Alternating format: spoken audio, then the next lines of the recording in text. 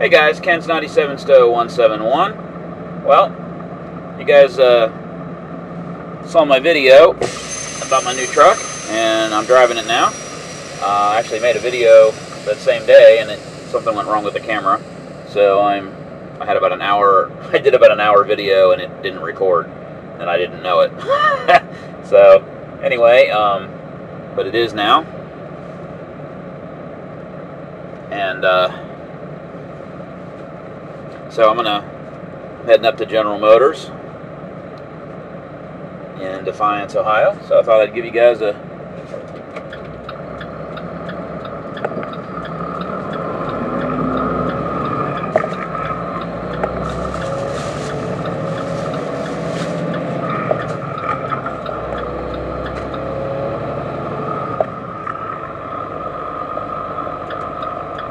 the audio is being recorded by my cell phone.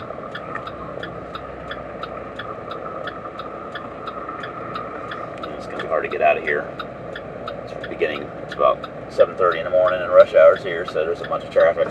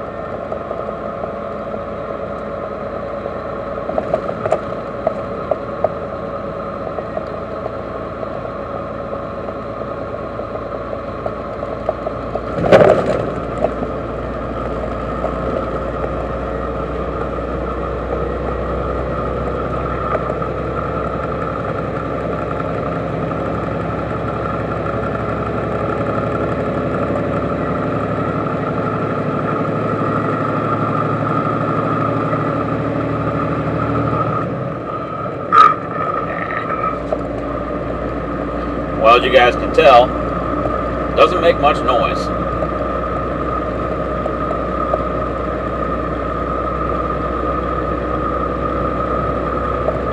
That's flat on the throttle. Set the cruise control for 60.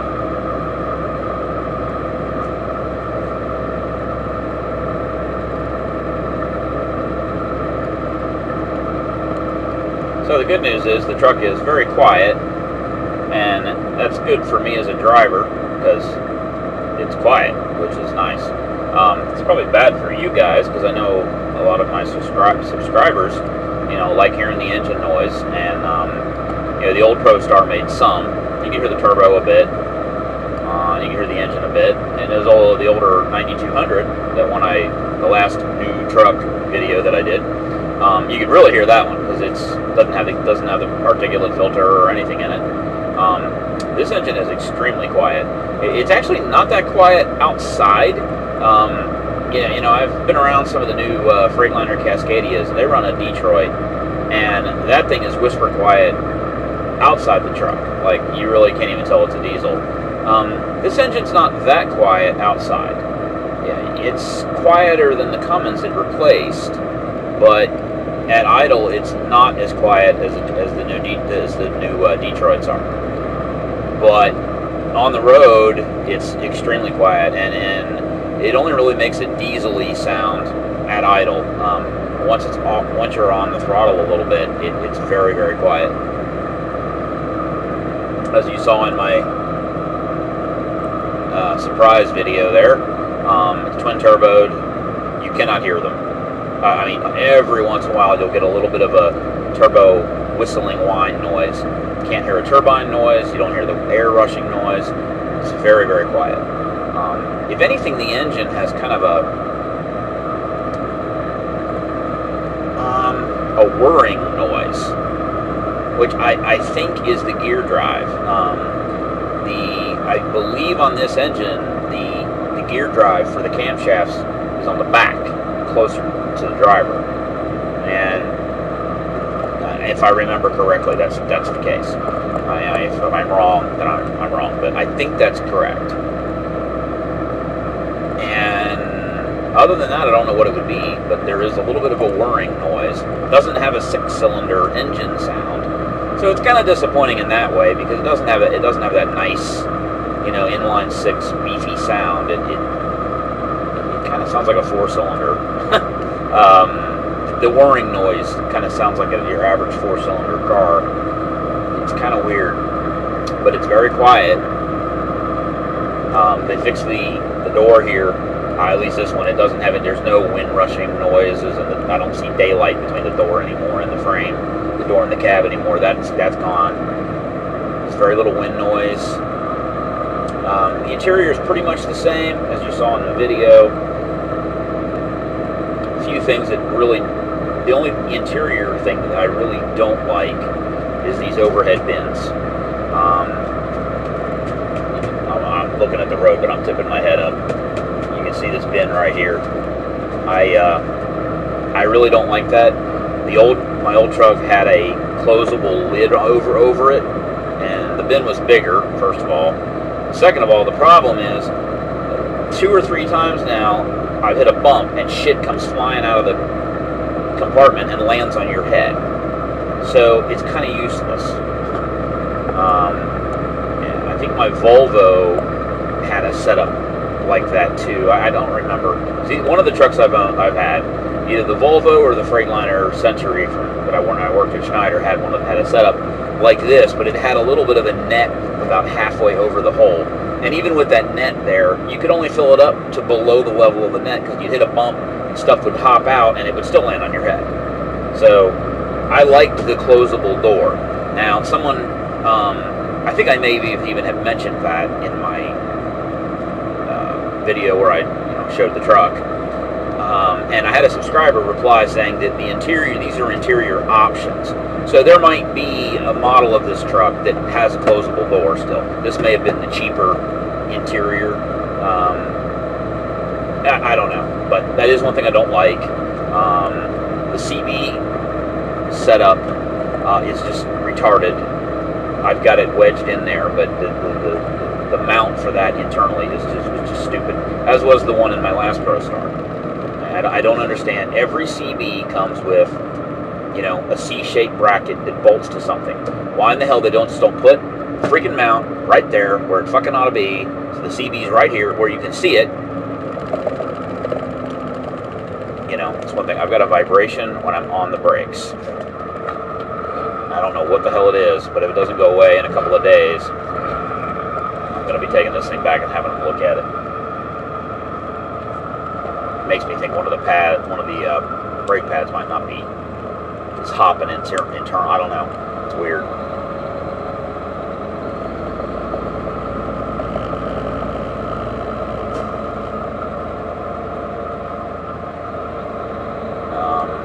Things I like. Stereo's good. I played with. It's got this USB connector.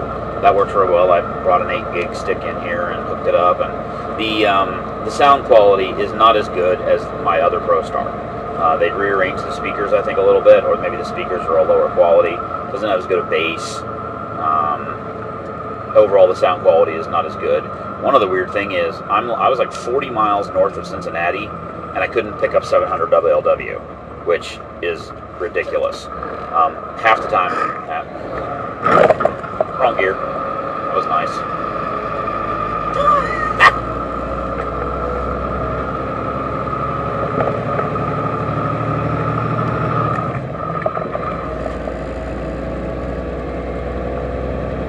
It's flat on the floor.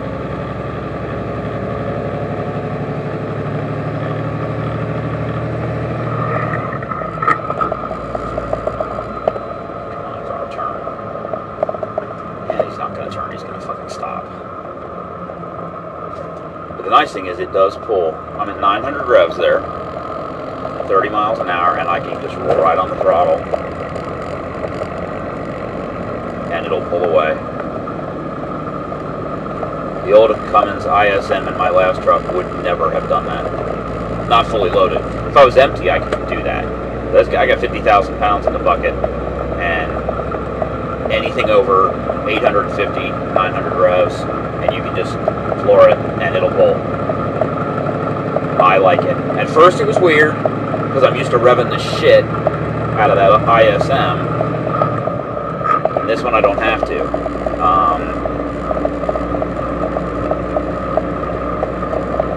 Bit of a buzz right over there somewhere, under full throttle. Which you probably would never notice in any other truck, except that the freaking engine is so quiet that you do notice it. Overall, I really like it. There's a few things that are a pain in the ass. Most of those are either programming options with the computer in the truck. Like one thing, it doesn't remember the cruise control settings. My other truck, even if you shut the truck off and you restart it, it remembered what speed you had it at the last time, so you could just hit resume at 55 and it would zoom right back up to 65 or whatever you had it set at last. This truck, after the keys turned off and turned back on, it does not remember your cruise control settings. And it's kind of a pain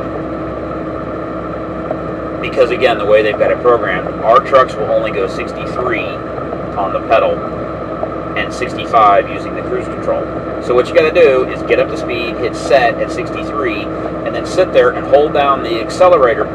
You're accelerating from 62 or 63 to 65 using the freaking accelerate button on the cruise control rather than your foot. And that can be a bit of an annoyance. The old truck was that way too. But the other truck would remember that it was set to 65, so usually I could just hit resume and it would zoom up to 65. It's a computer, so it has nothing to do with the ProStar. I'm not knocking the truck because of it. It's just a programming issue. They changed. That's a parameter probably that they changed. The one thing I don't like, although for various reasons, we no longer have the independent trailer brake. I noticed that right away. Obviously, it's missing the damn stick. And the service manager was like, well, you won't need that because this truck's got great brakes. And it does, except that it's shaking now. But it does have much better brakes. I mean, it does stop better. At least it did the first day.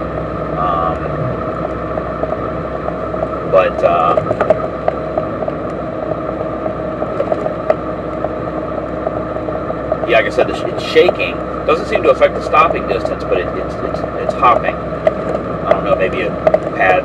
I don't know what's wrong with that, but anyway, where was I at? The trailer brake was handy because when I would do my pre-trip, I turn on my flash, on my emergency flashers, turn on the lights, walk around, make sure all the lights are working.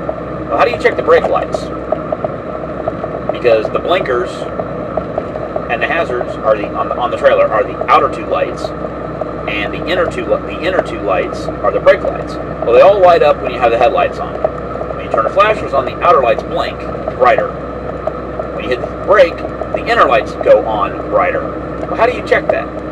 The only way to check it, the way I used to check it was, I'd come back and I'd turn off the hazards and the headlights off, so there's no lights on, and then I would apply the trailer brake, go back and make sure that the brake lights were on.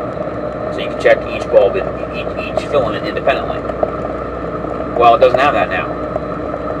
That's kind of annoying, and supposedly, I watched in the information DVD video that I watched, you're supposed to hit this button down here next to the headlights that says auto, and the truck's supposed to go through a pre-trip lighting check.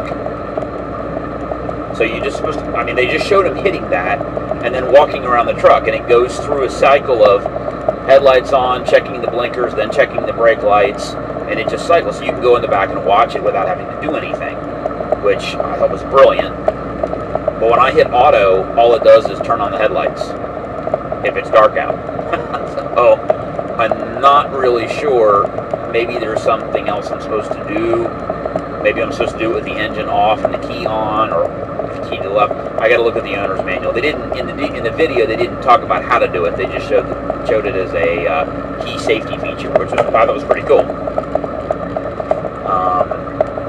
But without that working, there's not any way to check the brake lights except to, if it's dark out, you can look in the mirrors, hit the brakes, and you can see that, you know, if you've got a wall behind you, which I do every morning, there's a short wall that's behind our trailers that they back the trailers up against. So I can look in the mirrors and see that the brake lights are on. That doesn't help you during the daylight. And a brake light out is one that the police will pull you over for. And having a marker light out, not so much, but a brake light out shows up all day. If you've got a marker light out, you know, I mean, half the day you're driving in daylight, you don't have them turned on. But you got a brake light out, the cop's going to see it any day, any time of the day, and you're going to get pulled over for that. A lot of times a marker light, they won't bother to pull you over for that. But if they see a brake light out, they will pull your ass over. So I don't like that, but maybe there's a way to, maybe I just don't know how to do it yet. When I get to GM, I'm going to start paging through the owner's manual. The city horn is idiotic. Let's see if you can hear it. It sounds, it goes meep meep. It's a meep meep horn. like you'd get in you know, a small sedan. It's kind of ridiculous. The air horn is the same as it used to be, but the city horn is a meep meep horn. This seems really odd to me. See, I'm rolling here at 1,000 revs, 46 miles an hour. I can just coast along at low RPM. I really like this engine. I really do. It's taken me a little time to get used to it, but I really do like it. I'm still finding myself over-revving it. The other thing I've noticed I've been trying is it's got enough torque that on the low side, even pulling 50,000 pounds, I can go 2, 4, 6. I can skip gears. It's got enough torque. We're going to rev it up to about 1,300 and skip a gear and go to like 900 and it'll pull. So that actually works better because on the low side, if you rev it to 1,300 and then you go to the next gear, it's a really short window before the shift light. It's got a little shift light that comes on, and I think the skip shifting works better. I hear a train. Where the fuck are the tracks at? I hear a train somewhere.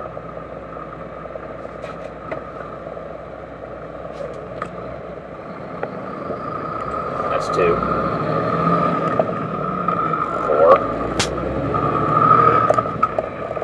6,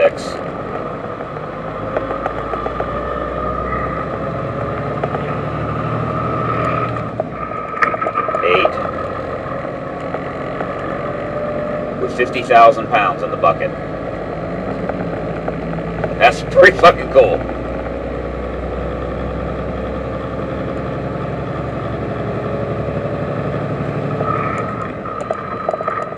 10. And that puts me 8 to 10 is a little low. It takes me about 700 revs. It's just a little bit on the low side there. I probably could have revved it a little bit more in 8th, and then I'd have been okay. But to me, that's pretty damn impressive.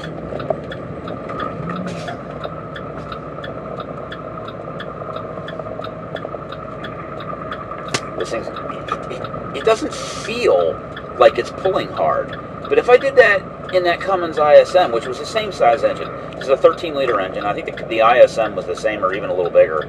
And it would have just fell on its face. Anything under 1,200 revs in that ISM, and it was a dog. Yet it didn't always like to rev up either. That engine had some really odd programming problems.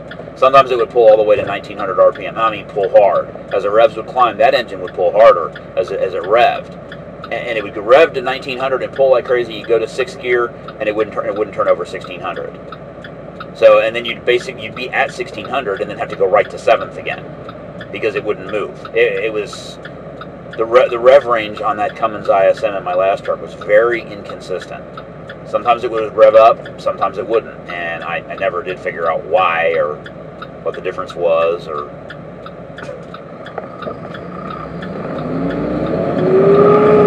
2, 4, 6.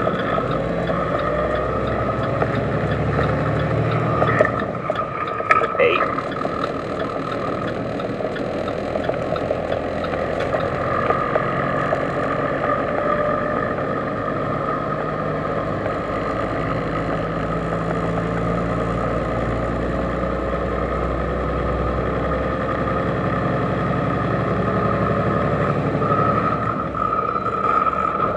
9. I'm not didn't go to 10 because the speed limit's still 35 through here. Now it's 45.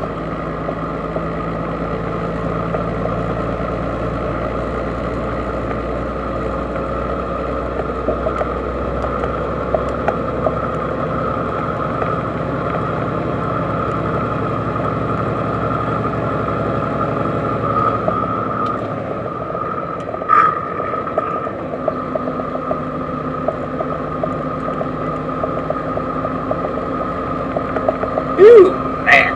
Oh. Good thing we don't have smell-o-vision. Oh. It's either a pig farm or somebody spread some all-natural fertilizer. It's got some runners here.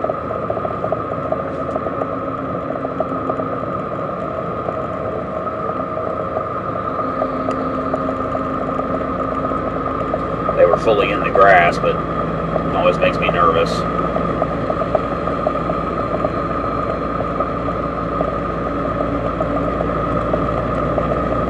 Something over there is buzzing under full throttle.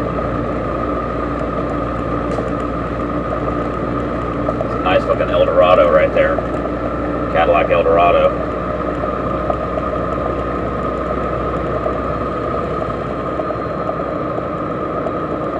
So it'll be interesting to see how this records, whether you're going to hear any engine noise or anything. I have no idea how it, like I said, I've got my Droid recording and it's got a pretty good microphone. But, I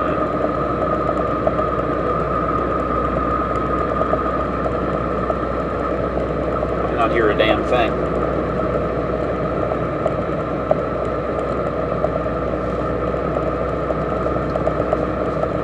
Having my morning coffee. I don't drink those every day. But I was up at 3:30 this morning. So, Pilot has those 2 for $4.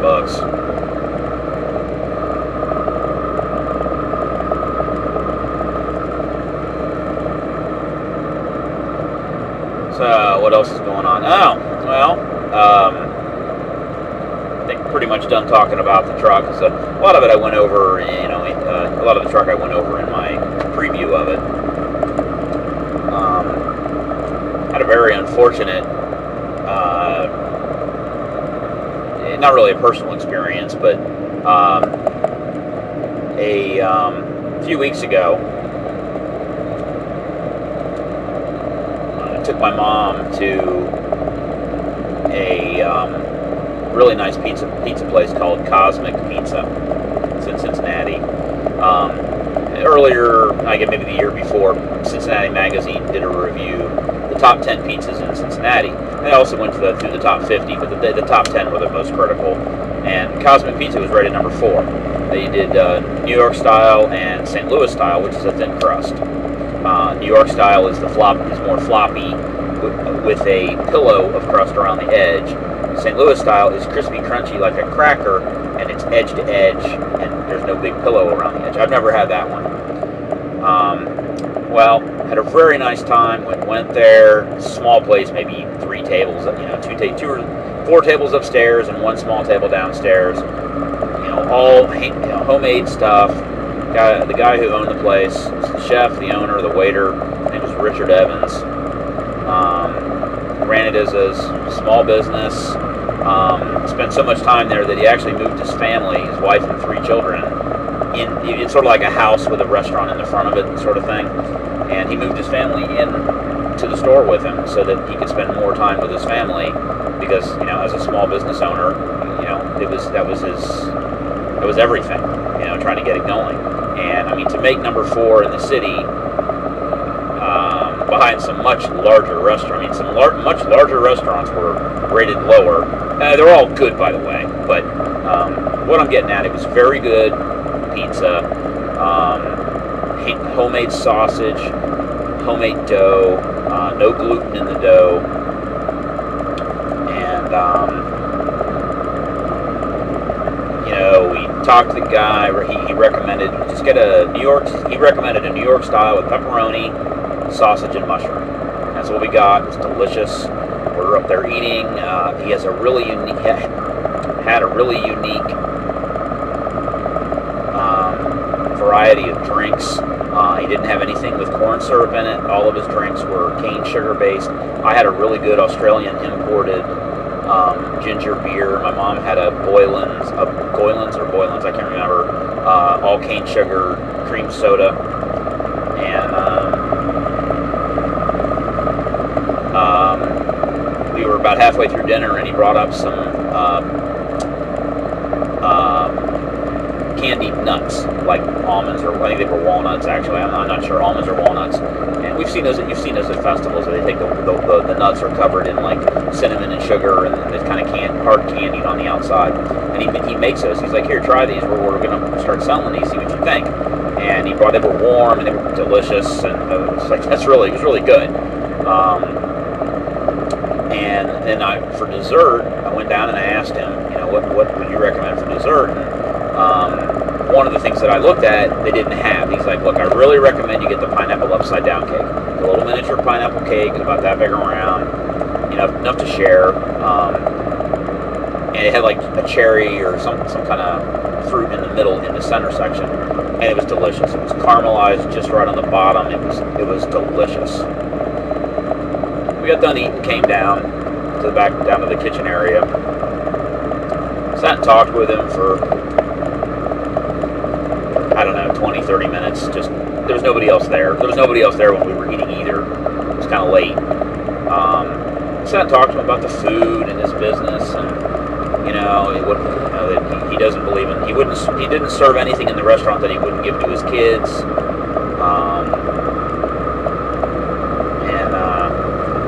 Just a really interesting guy.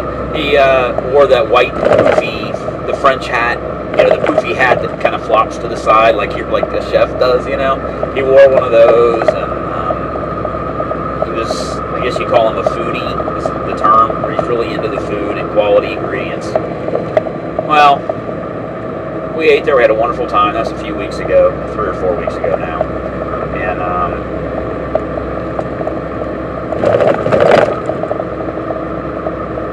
last Saturday, somebody went into the store about 6 p.m. and shot and killed him. Actually, they shot him.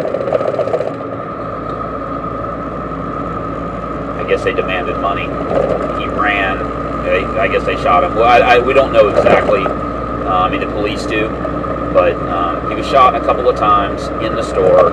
He ran outside because his wife and 3 children were 20 feet in the back room. He ran outside, and the perpetrator ran after him and shot him 2 more times in the parking lot as he's running away. And the perpetrator then ran away, and Richard ran into his neighbor's yard, and the neighbor came out, and he died in his neighbor's arms.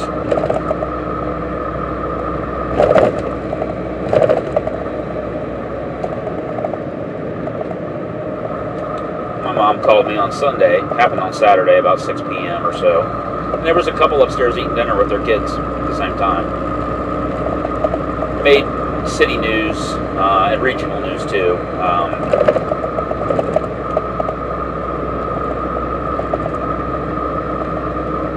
Just because of the viciousness of it, and everyone knew who Richard was. He was known in the neighborhood. He was a nice guy, working hard to fix up the business. Great food. guy. And this piece of shit decides, you know, why the hell you would pick that place to rob, too? I mean, there's like 4 tables in there. How much money can fucking be in the red? Excuse my French. I cuss all the time anyway, but, you know, why would you fucking pick that place to rob? I mean, it's kind of hidden, and maybe that's why. I don't know. I figured nobody would be there. But how much money can possibly be in the damn register? You know? Anyway. So they murdered him. And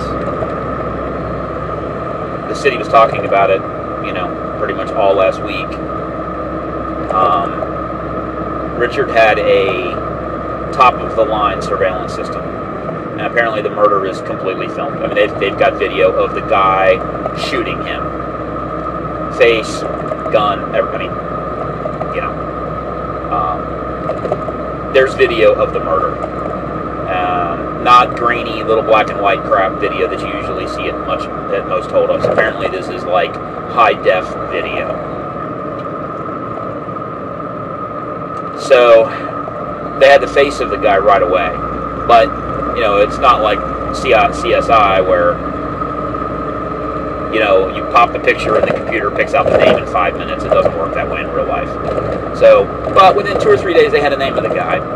Found out the guy either was paroled or was given probation a week previous to the murder. No violent history at all.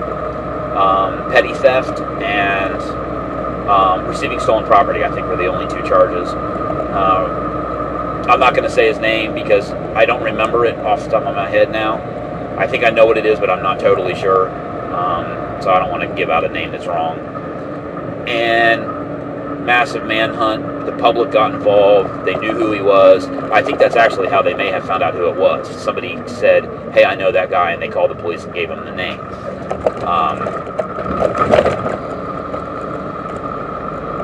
Well, the guy turned himself in Indianapolis a couple days ago, yesterday or the day before. I guess he realized the game was up. You know, I mean, his name was all over the place. Photo was everywhere. So, Joe Dieters is the prosecutor in Hamilton County and is definitely going to seek the death penalty, so he has said. Because of the viciousness, I mean, he did probably, I guess the video says it all. You know, I mean, and obviously Joe, the prosecutor, has seen the video. My guess is there was no need for the guy to shoot Richard. Richard probably would have handed him the money, and instead he decided to kill him. And then walk outside and make sure he was dead by shooting him 2 more times.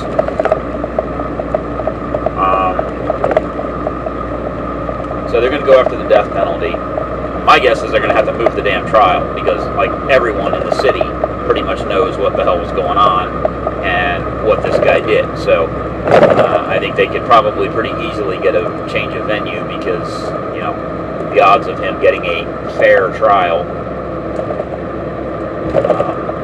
in the area may be kind of difficult from a legal perspective. I'm not sure how much of a trial you really need. You get video of the guy killing him in cold blood. I realize there's due process, and we need to have a functioning justice system. Although a lot of people would say that we really don't have a functioning justice system. But regardless, everyone deserves to have due process. Emotionally, my reaction is let's go find a tree with a branch and a short rope.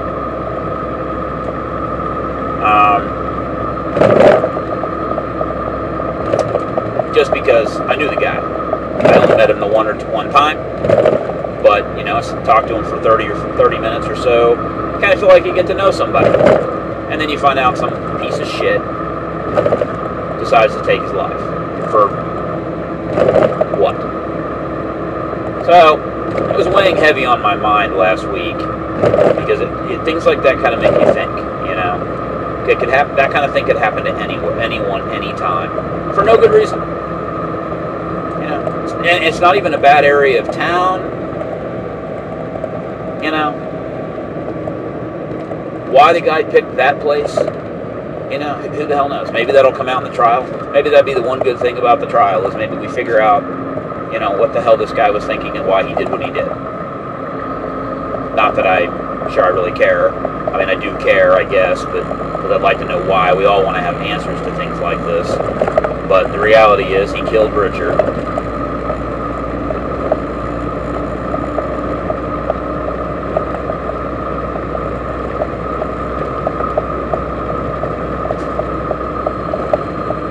The guy deserves a lot worse than a needle in his arm, in my opinion. It's way too fucking easy. I guess part of our problem is we made things like this way too easy. The guy who knows he's going to be on death row for 20 years before anything happens to him. And then when it does happen to him, it's going to be like an easy thing. Maybe that's part of our problem.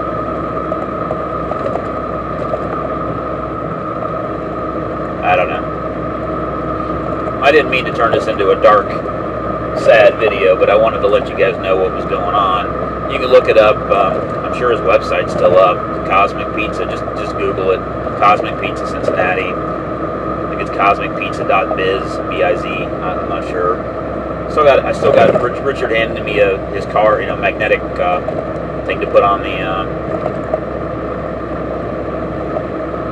refrigerator.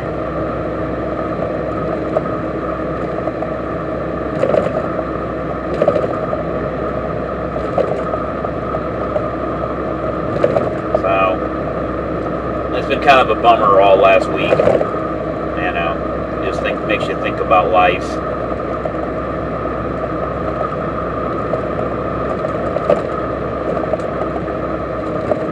And what's really important in life.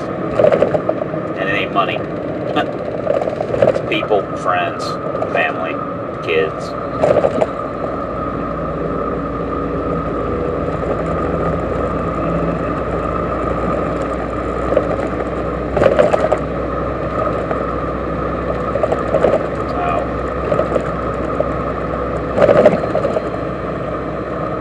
Well, let's see what else is going on.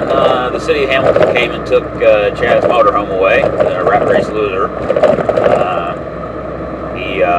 He'd been trying to fix up the motorhome and get it ready to go, and just he got the engine out and the transmission out, and he was just about to kind of get the plan going, and he got a letter from the city saying it was a junk car and it had to go. So he had 10 days to get it gone, so he gutted it, took every usable thing he could think of out of it, and let the city come take it away. He tried giving it away on Craigslist, and nobody wanted it. Salvage yard wouldn't take it because there's too much wood and fiberglass on top of it. So they would take it if he would demolition it, but then what the hell would he do with all the junk? The fiberglass and the wood. The wood of the body is all wood and fiberglass and aluminum, so aluminum sheeting. So he would have had to have taken it all apart, and then what the hell do you do with the pile of junk? So he just let the city come and take it. It'll sit in the city's impound yard for some period of time and then be sold. So he's kind of back to square one. I told him what he really ought to do is just get himself a truck, and he's thinking about maybe buying or maybe renting a box truck of some type. Just put all their shit in the box truck. Get a car dolly behind it, like a car trailer. Put the Jeep on the trailer and just drive to their new land in Texas. And I told him, I was like, dude, just get a job in El Paso. You live in an apartment until you get your house built on your property and just go. I don't want to see my friend go, really. I mean, known him forever. But that's what he wants to do. And that's his goal, is to get out there and live off the grid. Which would be really cool. But their plan was to live in that motorhome until they got their house built, and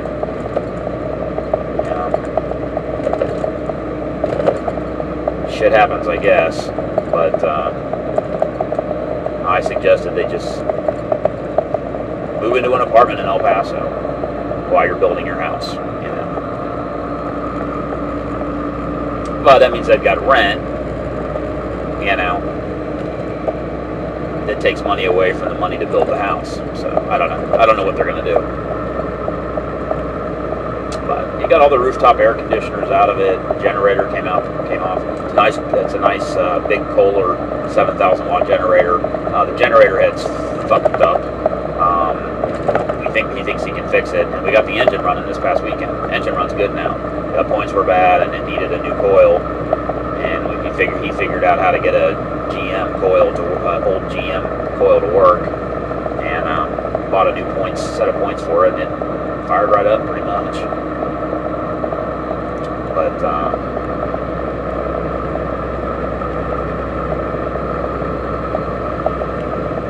so now the next step is to see if he can get the generator back on it and functioning properly.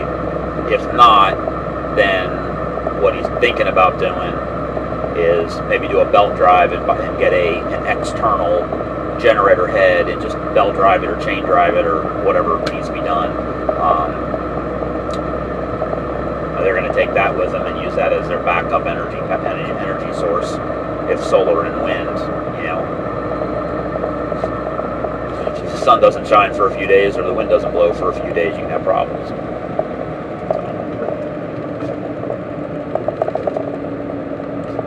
That generator's only got a few hundred hours on it.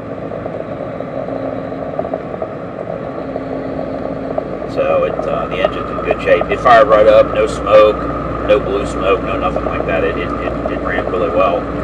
It's a big sumbitch. I want to say it's almost 600 cc's is the engine. That may be wrong. It's a Kohler model 690 something. I don't know. It's a parallel twin, like a Subaru engine.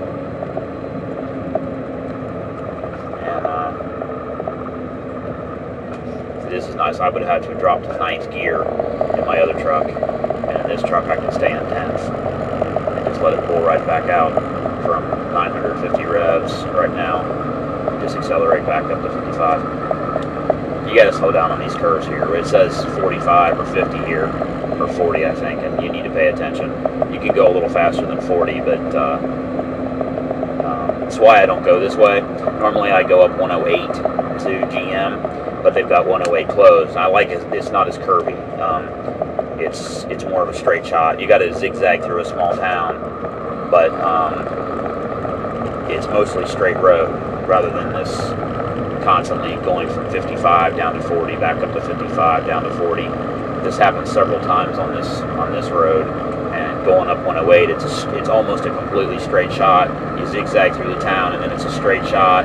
281, you turn left, and it's a straight shot over 281 all the way to GM, and it's all straight roads, which is nice. The curves and the slowing down and speeding up are kind of aggravating, because the other way you can just set the cruise control on 60, you know, and be done with it. It takes about the same amount of time.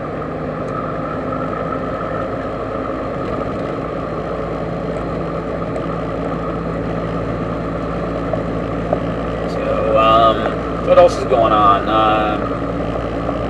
Rat Race Losers, my friend Chad, he got my GS 1100 running last weekend, I think he said.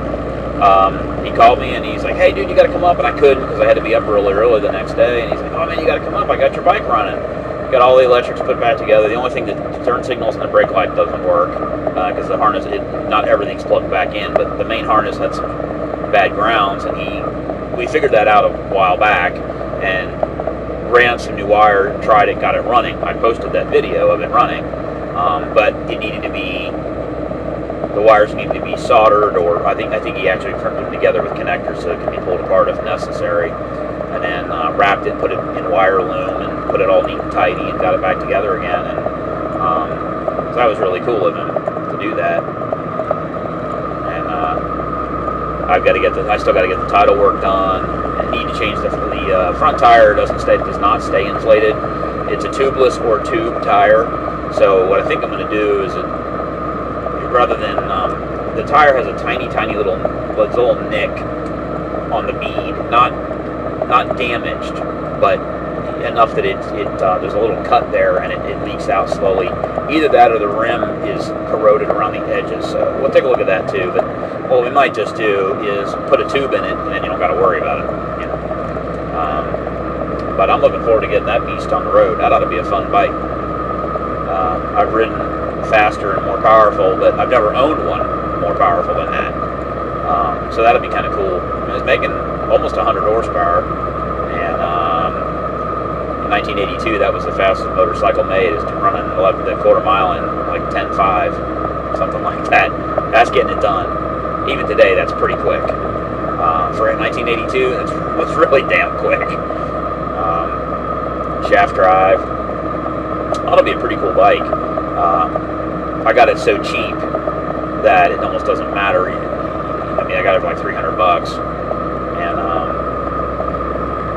so the only thing I wonder is whether it'll be a big heavy bike that maybe I don't like the ergonomics of it or something. In which case I can just sell it for a hell of a lot more than $300 because it's a pretty desirable bike. Those were good engines. Mine's the 8-valve model. They made a 16-valve engine. It made a little bit more power, but both of the engines are considered to be extremely durable. So,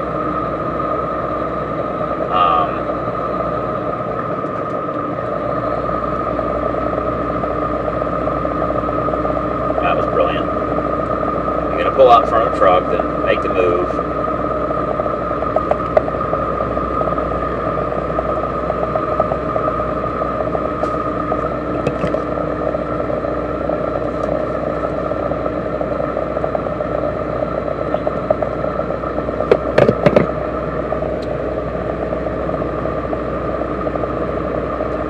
So that ought to be pretty cool to get riding. Yeah, what's going on with the Jeep? Jeep's still running good. Got about 5,000 miles on it. Reverse still doesn't work, but well, it doesn't work well. Chad and I tried to get some steering work done on it on Saturday, and he couldn't get one of the right outer tie rod has got slop in it, and pretty bad too. It can't really come apart, but it actually drives pretty well considering there's that much play in it.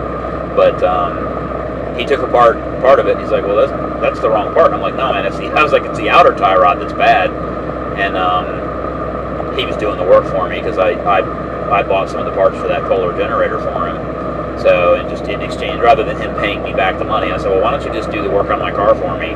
I've got the part, and we'll just call it even." And he's like, "That's cool. That'll work." So, I mean, he's got a ZJ, and he's done that exact work in his car. So I figured, he knew what he was doing, and he does. But we couldn't get.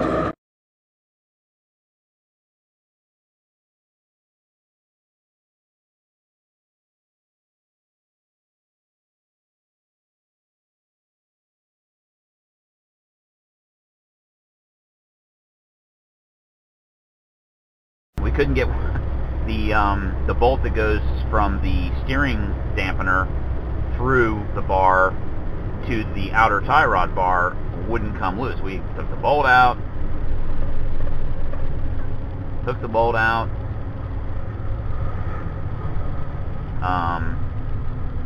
beat on it, used an air chisel with the pickle fork adapter thing on it, and there's no place for it to grab onto to separate. It just doesn't work.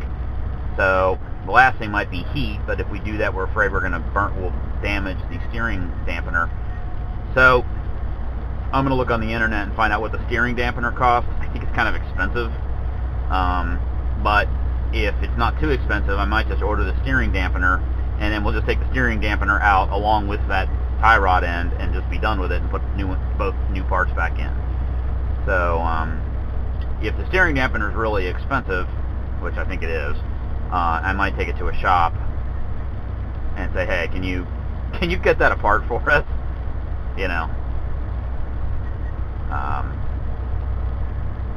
And we'll go from there.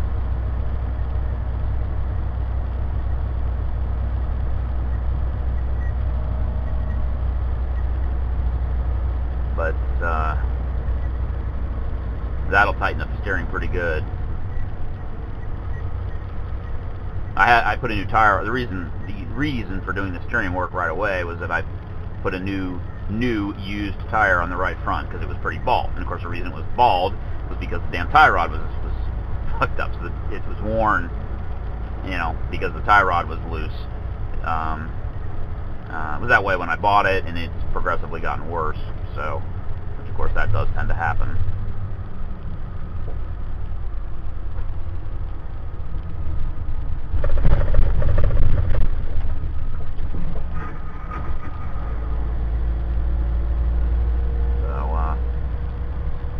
I'm really enjoying my Jeep. I really do. I love driving it. Love the V8. Hate the mileage, but, you know, you can't have everything. They've got a rhythmic squeak in the brakes, too. It's almost like there's a warped rotor, except that it doesn't have rotors. It's got drums. I don't know how that would be the case.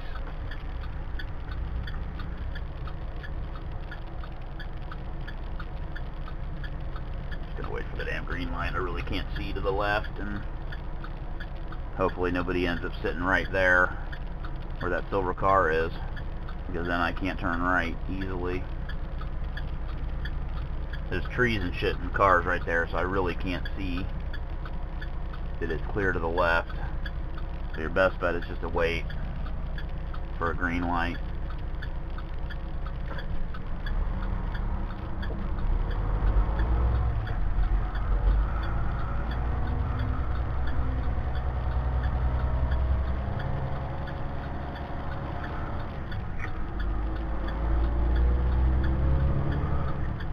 Barely, just enough room to do that. They actually widened that just slightly right there by the light. Normally you couldn't make that, before they repaved that, you could not make that with a 4-pocket trailer. It's too long. You had to intrude into that left turn lane.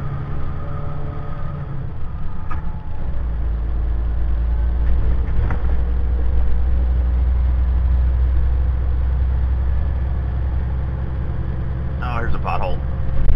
Oh.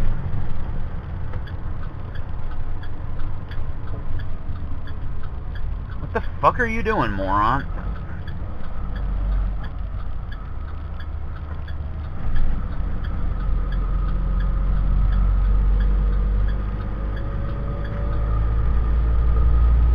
He was turning left right where I was needing to get over. 3 ladies working. You guys find that sexy? Nice looking ladies in the construction, wearing their construction gear with a hard hat. I don't know about you, but I think that's pretty cool. They're not always sexy though.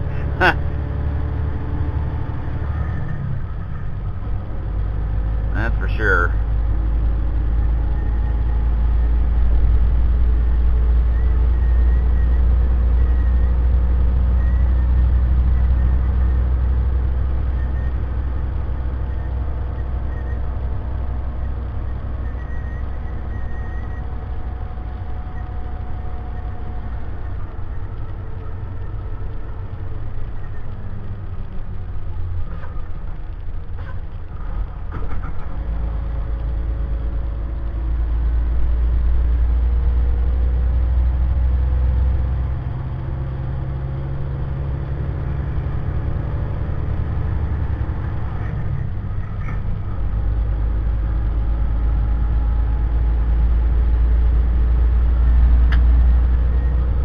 Headlights on anymore. Duh.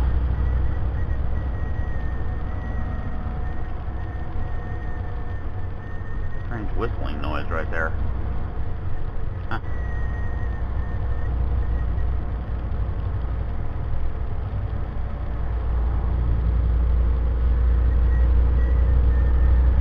Ah, fuck me.